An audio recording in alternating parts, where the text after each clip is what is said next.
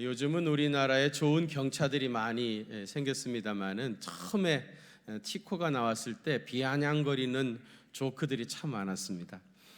티코를 운전하고 건널목에 신호등 빨간불이 돌아서 딱 멈춰 섰는데, 그러다가 파란불이 들어왔는데도 이 차가 출발을 못 하더라죠. 왜 그랬다죠? 타이어에 껌이 붙어가지고 출발하지 못했다. 그런 이제 조크들이 있었습니다. 한 번은 독일의 아우토반에 티코를 몰고 누가 겁도 없이 들어간 겁니다. 가보니까 아이고, 다른 차들이 막 180km, 200km로 달리는 거예요.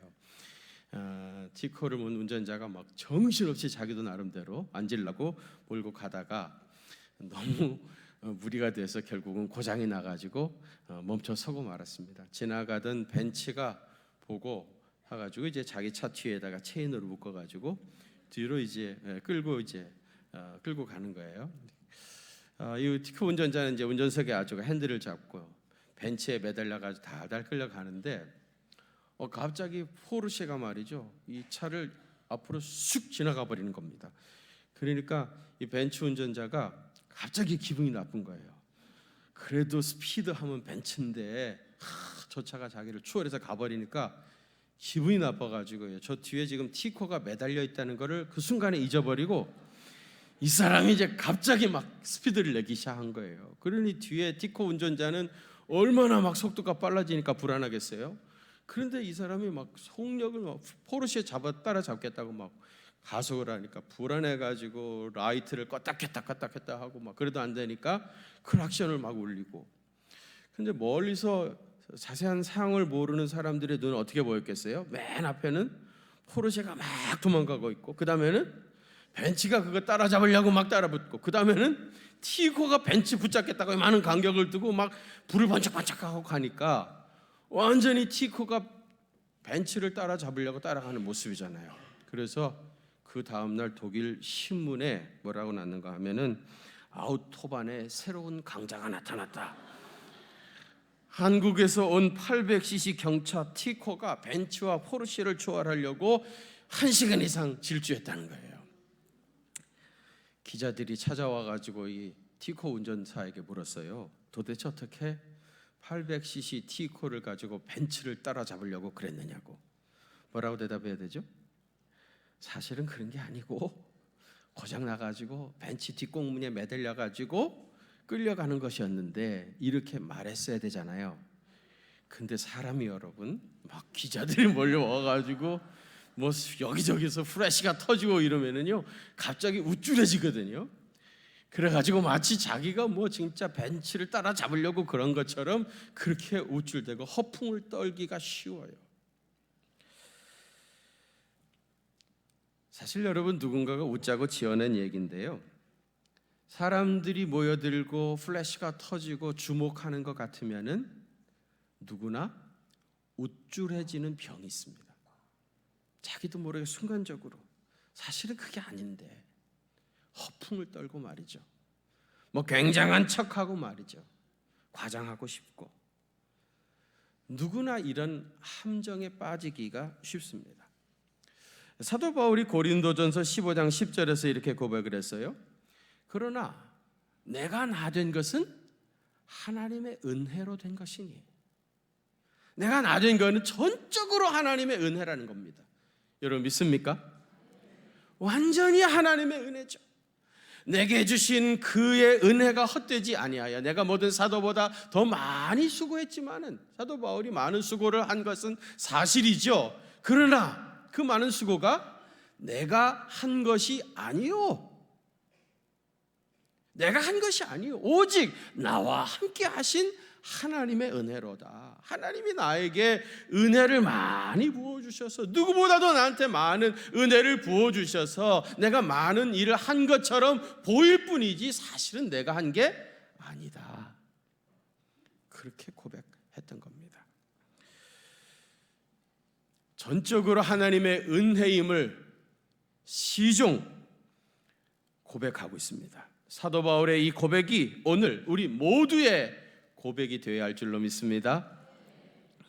지난 시간에 야고보를 죽이고 베드로를 옥에 가두었던 헤롯 아그리파 1세가요, 두로와 시돈 사람들을 굉장히 싫어했습니다. 두로와 시돈 사람들은 지중해 연안에 주로 무역업을 하면서 살던 소수 도시국가 사람들이었는데요, 근데 헤롯 아그리파 1세가 이 사람들을 아주 싫어해가지고요, 그들에게 수출하는 곡물을 딱 금지를 시켜버린 겁니다. 요즘식으로 얘기하면 경제 제재가 들어간 거예요.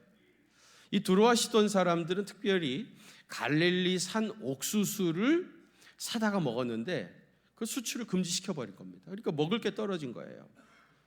뭐 당장 먹을 게 없으니까 어떻게 하겠습니까? 그래서 이 아그리파 1세 왕의 그 국내 대신이었던 블라스토에게 찾아가가지고 왕에게 얘기 좀 잘해달라. 우리나라와 이 헤롯 아그리파 1세하고 좀 관계가 좋게 해줄 수 있도록 좀 도와달라, 그렇게 부탁을 해요.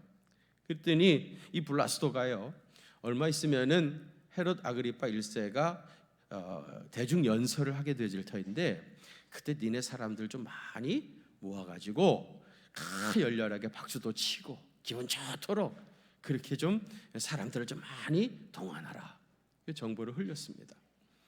그래서 이 두로와 시돈 사람들은 당장 이 헤롯 아그리파 1세하고 관계를 회복해야 되니까 박수 부대를 굉장히 많이 동원했습니다.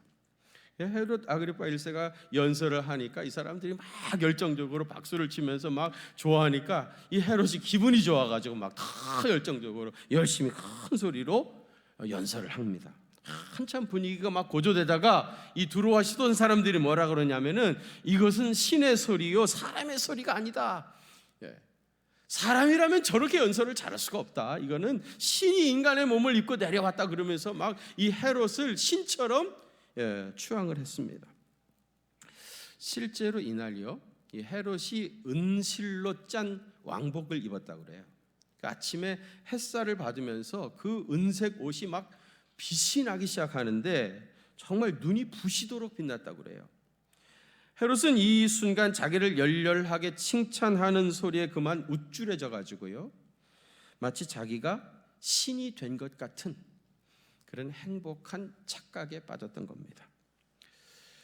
그리스 신화에 보면은 이 신들이 꼭 사람들하고 같이 뭐 어떤 신을 사랑하기도 하고, 그러다가 신들끼리 결혼하기도 하고, 그러다가 아들도 낳고 딸도 낳고 막 그러죠. 예를 들면 제우스 신이 알크메네하고 사랑에 빠져가지고 그 사이에서 태어난 아들이 누구죠? 헤라클레스죠. 신들이 사람하고 똑같이 그런 식으로 이제 하니까 당시의 사람들이 어떤 뭐 위대한 일을 행한다든지 아니면 말을 이렇게 잘한다든지 그러면은 신이다, 이렇게 이제 생각을 하기도 했습니다. 성경에도 이런 이야기가 나오죠. 사도 바울이 루스드라에서 안진뱅이를 이렇게 세우죠. 근데 루스드라 사람들이 깜짝 놀래가지고 신들이 인간의 몸을 입고 우리 마을에 찾아왔다. 그래가지고 바나바 보고는 제우스 신이라고 그러고요, 바울에게는 헤르메스라고, 바나바의 제우스의 대변인이니까 바울이 말하니까 대변인이다, 헤르메스라고 하면서 신으로 숭배하려고 그러죠. 이때 바나바와 바울이 어떻게 합니까? 자기들의 옷을 찢으면서 여러분이 어찌하여 이러한 일을 하느냐? 우리도 너희와 똑같은 성정을 가진 사람입니다. 그러면서 자기를 신처럼 숭배하려고 하는 것을 뜯어 말리게 되어지죠. 헤롯 아그리파 1세도 사람들이 자기를 신이라고 추앙했을 때 자기 옷을 찢으면서 아니라고, 나도 여러분과 똑같은 사람이라고 했었어야 할 상황이었던 겁니다. 그날 있었던 일을요, 역사학자인 요세푸스가 이렇게 전했습니다. 헤롯이 일어나 백성들 앞에서 연설할 때 많은 사람이 환호하고 그 연설을 듣고 칭찬했다. 그때 올빼미 한 마리가 어디선가 날아와서 무대 기둥 위에 앉았는데, 헤롯이 그 올빼미를 보는 순간에 갑자기 복통이 일어나가지고 그 자리에서 떼굴떼굴 굴었다고 그래요. 그 신하들이 이 헤롯을 급히 데리고 이제 왕궁으로 갔는데, 그 시간부터 딱 닷새 만에 결국은 헤롯이 죽었는데, 그가 죽기 전에 이미 그 몸은 완전히 썩어가지고 몸에서 벌레가 득실거렸다는 겁니다. 그래서 오늘 본문 23절에 헤롯이 영광을 하나님께 돌리지 아니하므로 주의 사자가 곧 친히 벌레에게 먹혀 죽으니라 그랬습니다. 여러분, 헤롯은 하나님께 돌아갈 영광을 가로챘다가 벌레 먹혀 죽은 대표적인 인물이 되었습니다. 저는 이 말씀을 묵상할 때마다 생각나는 일이 있어요. 제가 기도원에서 사역할 때였었는데요. 그때 제가 기도원에서 사역할 때 우리 친구들 중에서 제일 잘 나갔었습니다.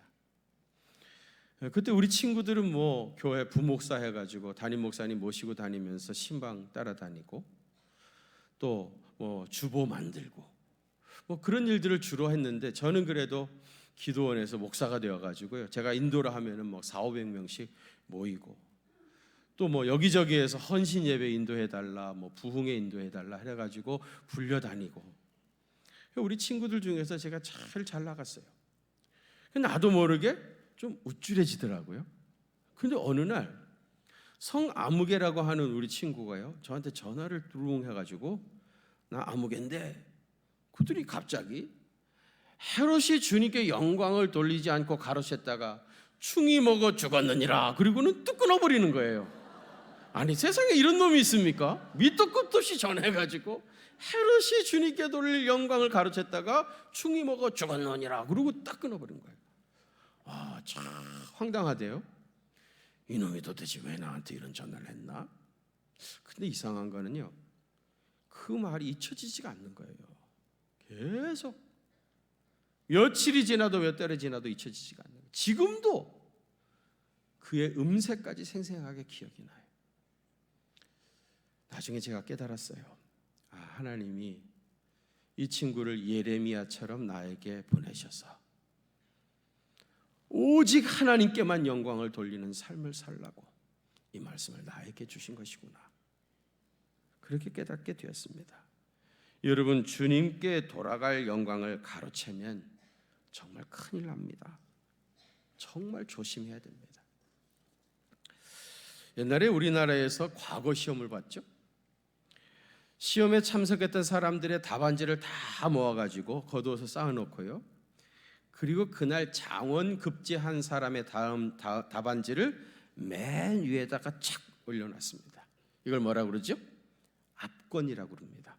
원래 압권이라고 하는 말의 의미는 장원 시험에서 1등한 사람의 답안지, 그러니까 압권입니다.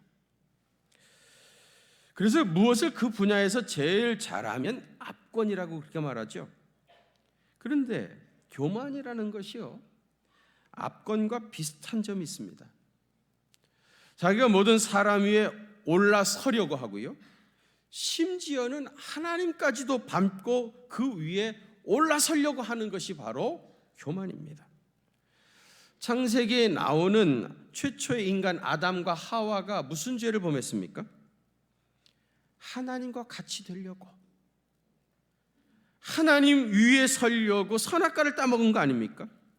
하나님 밟고 서겠다고 죄악의 늪에 빠져들어간 겁니다.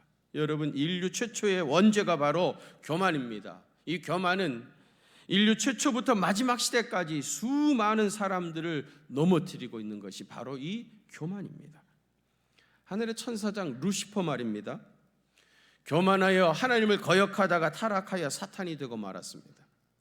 이사야 14장 12절과 14절에 보면, 너 아침의 아들 계명성이여 어찌 그리 하늘에서 떨어졌으며 너 열국을 엎은 자여 어찌 그리 땅에 지켰는고, 네가 네 마음에 이르기를 내가 하늘에 올라 하나님의 뭇별 위에 내 자리를 높이리라, 내가 북극 지폐의 산 위에 앉으리라, 가장 높은 구름 위에 올라가 지극히 높은 이와 같아지리라 하는도다. 지극히 높은 이가 누구예요?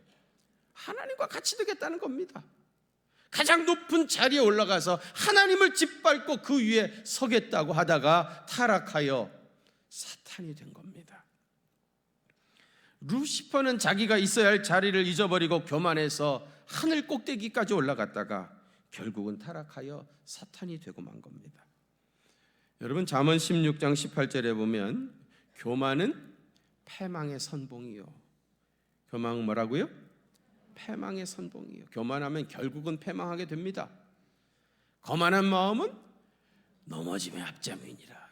거만한 마음 가지고 살면 결국은 넘어지게 되어 있습니다.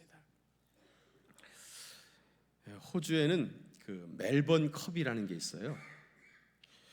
11월 첫째 주 화요일 날이 멜번 컵 하는 날이거든요. 이 멜번 컵이 뭐 하는 날이냐 하면요, 경마하는 날입니다. 경마. 이 날이 공휴일입니다. 경마하라고 학교도 안 가고 직장도 안 가고 전 국민이 경마하라고 공휴일로 지정한 나라입니다. 호주는 진짜 이상한 나라입니다. 이제 우리 같이 뭐 몇백만 원씩 막 이렇게 거는 건 아니고요. 이게 국민 오락이나 스포츠니까 대부분 20센트 아니면 1불, 2불 걸면 굉장히 많이 거는 겁니다. 근데 이제 그 멜번컵 하는 날만 그런 건 아니고요. 뭐 전후로 해가지고 한 2달 정도는 텔레비전 키면은 항상 경마하는 게 나와요. 국민 스포츠인데요. 근데 여러분도 아시지만 거기 나오는 말들이요, 뭐 다 얼마나 좋은 말들입니까? 정말 기름이 잘 흐르는 잘생기고 힘이 좋은 말들이니까 10마리가 같이 뛰는데요. 들어오는 선에 보면은 대부분 뭐 1초 안에 거의 다 들어옵니다. 1초 안에. 그러니까 1등하고 2등 차이가 뭐 거의 비슷하죠. 순식간에 싹 들어버리는 겁니다. 근데 그 중에서 누가 1등인가 알아보려고 하면은 비디오 판독을 해야 되는 거예요. 그런 일들이 많습니다. 비디오 판독. 근데 한 번은요, 진짜 말 2마리가 완전 동시에 들어온 거예요. 정확하게 딱 들었어요. 그래도 그 중에 누가 1등인가를 확인해야 되잖아요. 비디오로 판독을 했는데 그 중에 한 마리가 입술이 두꺼워가지고 하고 들어왔는데 입술이 두꺼워가지고 입술이 먼저 들어온 거예요. 입술이. 그게 1등. 입술이 얇은 말은 2등. 내가 보고, 이야, 인생이라고 하는 게 이런 거구나. 인생은 입술 두께 차이구나. 그걸 알았어요. 한번 따라서 인생은 입술 두께 차이라. 왜 안 따라서세요? 인생은 뭐라고요? 입술 두께 차이. 입술 조금 두꺼운 사람이 이기는 거야. 뭐 경마만 그렇습니까? 수영도 그렇죠. 수영도 100분의 1초 상관으로 1등 되고 2등 되고 그러는 거 아닙니까? 사실 사람은 거기서 거기입니다. 거기서 거기예요. 그런데 그 약간의 차이 가지고 말이죠, 우쭐해지고 교만해지기도 하고 말이죠. 또 열등감에 사로잡히기도 하고. 사실은 아무것도 아닌데 말이죠. 그 차이 가지고 그러는 거예요. 그런 말 있죠. 천재는 99%의 노력과 1% 영감으로 된다. 그런 얘기 하잖아요. 근데 여러분, 99% 노력하는 것은 최선을 다하면 누구나 다 할 수 있는 거예요. 최선을 다하면. 그러니까 99점짜리 인생은 많습니다. 근데 그 분야의 최고 주인공은 99점짜리가 아니라 100점짜리거든요. 99점과 100점은 1점 차이지만은 사실은 그 차이는 엄청납니다. 근데 99점에서 100점 되어지는 그 1점은요, 사람의 노력으로 할 수 있는 게 아니에요. 하나님이 주시는 영감으로 되는 거예요. 다시 말하면 사람이 아무리 노력해도 그 분야에서 톱으로 올라가는 그 1%는 사람의 손에 달려있지 않다는 겁니다. 하나님이 주시는 영감이 있어야 그 분야에 독보적인 존재가 될 수가 있어요. 그래서 여러분, 야고보서 4장 6절에 보면 하나님이 교만한 자는 물리치시고 겸손한 자에게는 은혜를 주신다 그랬습니다. 하나님이 1%의 은혜를 베풀어 주셔야 그 분야의 독보적인 존재가 될 수 있는 거예요. 끝까지 겸손한 사람에게 하나님께서 은혜를 주시고요, 교만한 자는 물리치십니다. 아무리 기를 쓰고 애를 써도 99점까지는 받을 수 있을런지 몰라도 하나님이 대적하시는 교만한 자는 100점 인생이 될 수가 없는 거예요. 그 분야의 최고 지도자가 될 수가 없는 겁니다. 겸손, 그것은 우리 기독교의 가장 중요한 미덕 중에 하나인데 여기서 제일 중요한 것은 끝까지 겸손한 것입니다. 처음에는 누구나 다 겸손합니다. 그러나 끝까지 겸손한 사람은 그리 많지 않습니다. 늘 성공한 후에 사람들이 자꾸 모이고 프레시가 여기저기서 터지고 누가 인정해 주는가 싶으면 우쭐해집니다. 그래서 교만의 늪에 빠져들어가요. 우쭐해가지고 사람들 위에 군림하는 재미에 살고 다른 사람을 짓밟고 마땅히 주님께 돌아갈 영광도 가로채고 마치 자기가 다 한 것처럼 떠들어대고 주장하기 시작합니다. 그래서 사도 바울이 고린도전서 10장 12절에 그런즉 선줄로 생각하는 자는 넘어질까 조심하라. 진짜 위기는 섰다고 생각했을 때입니다. 잘 되어지고 있을 때, 잘 나가고 있을 때, 그때가 진짜 위기입니다. 석가모니는 왕중에서 태어났다죠. 왕궁에서 태어나가지고 천상천하의 유아 독전이라 그렇게 유식한 말을 했답니다. 근데 우리 예수님은 유대 땅 베들레헴의 마국간에서 태어나서 말 구유에 누이신 분입니다. 예수님은 가장 낮은 자리에 오신 분입니다. 가장 낮은 자리에 오셨기 때문에 세상에 평화가 이루어진 것입니다. 사람들이 다 평화를 원한다고 하지만은 왜 세상에 참된 평화가 없습니까? 헤롯처럼 자기가 높아지려고 그러고 왕 되려고 하고 한 걸음 더 나가서 신처럼 행세하고 싶어서 그런 겁니다. 그래서 세상에는 진정한 평화는 없고 갈등과 다툼과 헤게모니 싸움이 끝도 없이 일어나는 겁니다. 여러분, 지금이 성탄의 계절이죠. 사람들이 크리스마스 그러는데 여러분, 크리스마스라고 하는 말의 뜻이 뭡니까? 크리스마스는 크리스 플러스 마스입니다. 크리스는 그리스도고요. 마스는 뭐죠? 마스는 미사입니다. 크리스마스는 말 자체의 뜻은 뭐예요? 그리스도를 미사, 예배하는 날입니다. 그리스도를 예배하는 날이 크리스마스입니다. 그런데 아이들은요, 성탄절은 산타크로스가 오는 날이라고 생각하고 있습니다. 여러분, 성탄 카드에 보시면은요, 예수님은 거의 찾아보기가 어렵습니다. 다 산타크로스만 있습니다. 산타크로스가 훨씬 많습니다. 90%가 넘을 겁니다.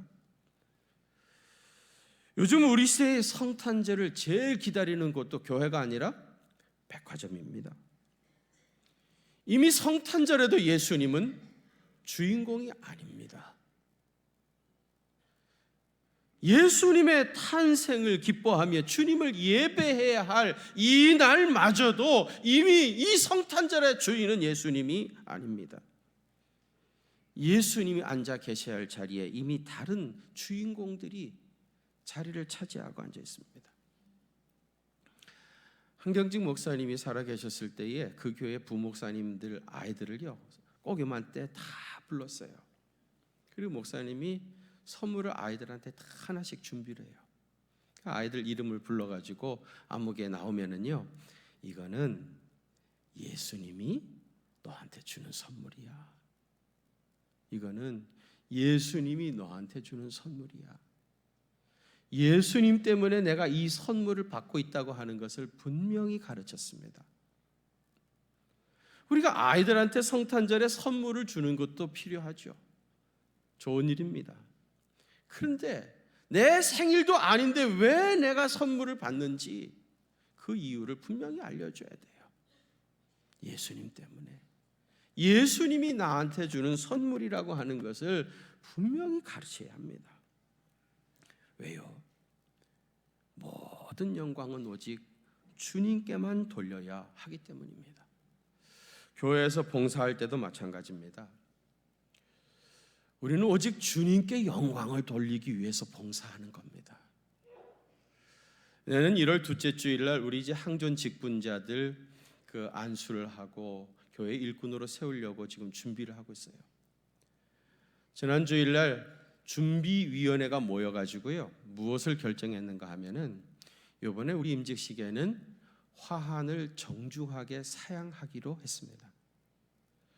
그리고 정이나 화환을 보내시려고 하면 그 대신 차라리 쌀을 보내주시면은 우리가 그걸 가지고 가난한 이웃들을 돕는데, 섬기는데 귀하게 쓰겠다고 광고하기로 했어요. 여러분, 지난 5월 달에 우리가 항존직 피택자들을 피택할 때 그때 제가 뭐라고 그랬죠? 주님의 교회에 일꾼을 세우는 것은 순교하는 순서를 결정하는 것이다. 그런 마음으로 우리가 교회 일꾼들을 세웠어요. 근데 이제 와가지고 그거 싹 잊어버리고 입 싹 씻어버리고 뭐 꽃 받고 뭐 하고 무슨 국회의원이나 된 것처럼 그렇게 한다고 하면 이건 있을 수 없는 일이죠. 교회의 직분을 받는 것은 주님의 영광을 위해서 내가 썩어지는 길을 가는 것이고요, 썩어지는 하늘의 미랄의 삶을 실제로 살아가는 것이고요, 가장 낮은 자리에서 섬김의 영을 가지고 교회를 위해서, 주의 영광을 위해서 봉사하는 자리입니다. 나는 없어지고 나는 죽어지고 그래서 우리 주님이 영광 받으실 수 있다고 하면 그 길을 걸어가는 것이, 그게 주님의 몸된 교회의 직분자들의 가는 길이시지요. 요즘 우리 한국교회가 너무 많이 타락해가지고 말이죠, 교회 직분 받는 게 무슨 국회의원쯤 되는 걸로 생각하는 것 같아요. 솔리 데오 글로리아, 오직 주님께만 영광. 솔리 데오 글로리아, 오직 주님께만 영광. 헤롯은 마땅히 주님께 돌려야 할 영광을 가로챘다가 벌레 먹어 죽은 사람이라는 이 슬픈 이야기를 늘 가슴에 기억하고 마지막 순간까지 오직 주님께만 영광을 돌리기 위해서 살아가는 믿음의 사람 되시기를 주의 이름으로 축원합니다. 여러분을 주신 말씀 기억하시면서 한번 같이 통성으로 기도합시다. 주님 영광 위해서 살겠다고 했지만은 오히려 우리 자신을 드러내려고 한 적이 많지 않습니까? 우리 이름 내고 사람들 위해 군림하고 싶었고 우쭐해가지고 마치 뭐라도 된 것처럼 그렇게 혹시 행세한 건 아닙니까? 정말 우리 중심에 예수님이 계시는 겁니까? 혹시 예수님보다도 더 높아지려고 그런 건 아닙니까? 처음에는 우리가 다 겸손하게 시작했지만 이미 교만한 사람 아닙니까? 남들은 내가 다 교만하다고 그러는데 혹시 우리 자신만 모르고 있는 건 아닙니까? 주님의 영광을 돌려드리기엔 고사하고 혹시 주님의 영광 가리우고 있는 건 아닙니까? 우리 신앙생활의 진짜 본질이 무엇입니까? 아드 폰테스, 본질로 돌아가게 하여 주시옵소서. 잊어버렸던 영성을 회복하게 하여 주시옵소서. 교만은 그 모양이라도 버리게 하여 주시고 마구간에 그 말구 위에 오셨던 예수님의 그 낮아짐의 영성을 우리가 다시 회복할 수 있도록 주님 역사해 주시옵소서. 여러분 간절한 마음으로 우리 주여 한번 부르고 통성으로 뜨겁게 기도하겠습니다. 주여, 거룩하신 아버지 하나님, 아버지 하나님, 우리가 주님의 나라와 영광을 위하여 산다고 하면서 아버지 하나님이여 이미 우리가 있어야 할 자리를 잊어버렸습니다. 섬김의 직이라고 하는 것을 알고 있으면서도 이미 우리는 사람들 위해 군림하는 일이 아버지 하나님이여 그것에 그 쾌락에 빠져 있었습니다. 아버지 지극히도 교만하고 아버지 하나님이여 지극히도 독선적이고 지극히도 아버지 하나님이여 오만해서 아버지 하나님 우리 인격에서 막 좋지 않은 악취를 풍기고 있고 하나님의 영광을 가리우고 아버지 하나님 많은 사람들의 거침돌이 되고 있습니다. 주님 하나님 아버지여, 더 낮아지게 하여 주시옵소서. 끝까지 겸손하게 하여 주시옵소서. 아버지, 가장 낮은 자리에서 섬김의 영으로 아버지 주님의 백성들을 섬기는 주님의 귀한 종들이 될 수 있도록 은혜를 더하여 주시옵소서. 그래서 아버지, 오직 주님께만 영광을 돌려드리는 믿음의 사람 될 수 있도록 주님 은혜 더하여 주시옵소서. 이제는 교회의 머리가 되시는 우리 구주 예수 그리스도의 그 크신 은혜와 하나님 우리 아버지의 무한하신 사랑하심과 성령님의 위로하심과 교통하심이 가장 낮은 자리에서 마지막 순간까지 섬김의 영을 가지고 오직 주님께만 영광 돌리기를 간절히 원하시는 사랑하는 경기중앙교회 성도들과 또 저들의 가정과 그 생업의 현장들 위에 이제로부터 영원토록 함께 계시옵기를 간절히 축원하옵나이다. 아멘.